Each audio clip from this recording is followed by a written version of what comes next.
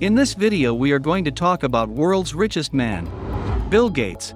Entrepreneur and businessman Bill Gates and his business partner Paul Allen founded and built the world's largest software business, Microsoft, through technological innovation, keen business strategy, and aggressive business tactics. Let's look briefly at the life of Bill Gates. Early life.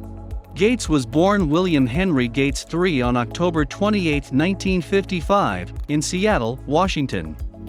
Gates grew up in an upper-middle-class family with his older sister, Christiane, and younger sister, Libby. Their father, William H. Gates Sr., was a promising, if somewhat shy, law student when he met his future wife, Mary Maxwell. She was an athletic, outgoing student at the University of Washington, actively involved in student affairs and leadership. The Gates family atmosphere was warm and close, and all three children were encouraged to be competitive and strive for excellence. Gates showed early signs of competitiveness when he coordinated family athletic games at their summer house on Puget Sound. He also relished in playing board games, Risk was his favorite, and excelled at Monopoly. Education.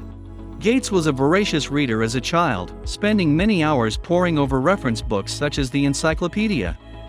Around the age of 11 or 12, Gates's parents began to have concerns about his behavior.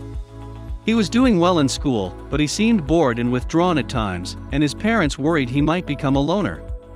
Though they were strong believers in public education, when Gates turned 13, his parents enrolled him at Seattle's exclusive preparatory Lakeside School.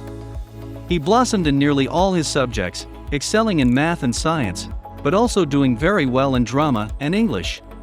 While at Lakeside School, a Seattle computer company offered to provide computer time for the students. Gates graduated from Lakeside in 1973. He scored 1590 out of 1,600 on the college SAT test, a feat of intellectual achievement that he boasted about for several years when introducing himself to new people. Harvard dropout. Gates enrolled at Harvard University in the fall of 1973, originally thinking of a career in law. Much to his parents' dismay, Gates dropped out of college in 1975 to pursue his business, Microsoft, with partner Allen. Gates spent more of his time in the computer lab than in class. He did not really have a study regimen, he got by on a few hours of sleep, crammed for a test, and passed with a reasonable grade. Meeting and partnering with Paul Allen. Gates met Allen, who was 2 years his senior, in high school at Lakeside School.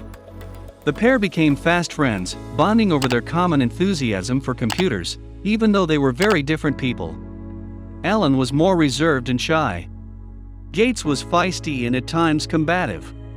At one point, Gates and Allen had their school computer privileges revoked for taking advantage of software glitches to obtain free computer time from the company that provided the computers. After their probation, they were allowed back in the computer lab when they offered to debug the program. During this time, Gates developed a payroll program for the computer company the boys had hacked into and a scheduling program for the school. In 1970, at the age of 15, Gates and Allen went into business together, developing TrafoData, a computer program that monitored traffic patterns in Seattle. They netted $20,000 for their efforts. Gates and Allen wanted to start their own company, but Gates' parents wanted him to finish school and go on to college, where they hoped he would work to become a lawyer. Allen went to Washington State University, while Gates went to Harvard, though the pair stayed in touch. After attending college for 2 years, Allen dropped out and moved to Boston, Massachusetts, to work for Honeywell. Around this time, he showed Gates an edition of Popular Electronics magazine featuring an article on the Altair 8800 mini-computer kit. Both young men were fascinated with the possibilities of what this computer could create in the world of personal computing. Founding Microsoft. In 1975, Gates and Allen formed Microsoft, a blend of microcomputer and software. They dropped the hyphen within a year. The company's first product was basic software that ran on the Altair computer.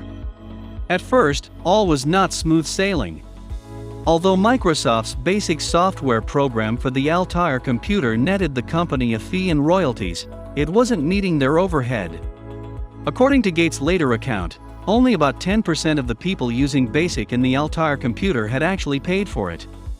Gates had an acrimonious relationship with MIT's president Ed Roberts, often resulting in shouting matches. The combative Gates clashed with Roberts on software development and the direction of the business. Roberts considered Gates spoiled and obnoxious. Gates and Allen were on their own. The pair had to sue the new owner of MIT's to retain the software rights they had developed for Altair. Microsoft wrote software in different formats for other computer companies, and, at the beginning of 1979, Gates moved the company's operations to Bellevue, Washington, just east of Seattle. Although the company started out on shaky footing, by 1979 Microsoft was grossing approximately $2.5 million. At the age of 23, Gates placed himself as the head of the company. The Bill and Melinda Gates Foundation. In 1994, Bill and Melinda established the William H. Gates Foundation, which was dedicated to supporting education, world health and investment in low-income communities around the world. The organization also tackles domestic issues, such as helping students in the United States become college-ready. With Melinda's influence, Bill had taken an interest in becoming a civic leader in the footsteps of his mother, studying the philanthropic work of American industrial titans Andrew Carnegie and John D. Rockefeller. He realized that he had an obligation to give more of his wealth to charity. Alzheimer's research. Gates revealed in November 2017 that he was investing $50 million of his own money into the Dementia Discovery Fund. He would follow with another $50 million toward startup ventures working in Alzheimer's research. It was said to be a personal matter for Gates, who has seen the devastating effects of the disease on his own family members.